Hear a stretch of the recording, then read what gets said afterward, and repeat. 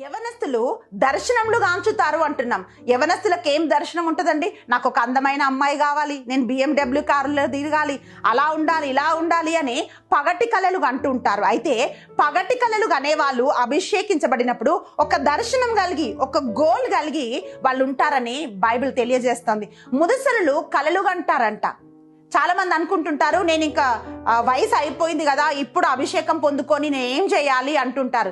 ప్రియ సహోదరి, ప్రియ సహోదరుడా, అభిషేకించబడి ఒక్క రోజు జీవించిన ఆ ఒక్క రోజు అనేకులకు ఆశీర్వాదకరంగా అవుతుంది. నువ్వు బ్రతుకు దినములన్నిటితో అభిషేకించబడిన ఆ ఒక్క రోజు సమానంగా మార్చబడుతుంది. అందుకే వాక్యం సెలవిస్తుంది, ముదుసరుల పైన ముసలి వాళ్ళ పైన కూడా నా ఆత్మను నేను కృమ్మరిస్తాను. అభిషేకానికి ఆడవాళ్ళు మగవాళ్ళని తేడా లేదండి. నా సేవకుల మీద, నా సేవకురాళ్ళ మీద, దాసుల మీద, దాసురాళ్ళ మీద, అందరి మీద నా అభిషేకాన్ని నేను కృమ్మరిస్తానని దేవుడు వాగ్దానం ఇస్తున్నాడు. ఈరోజు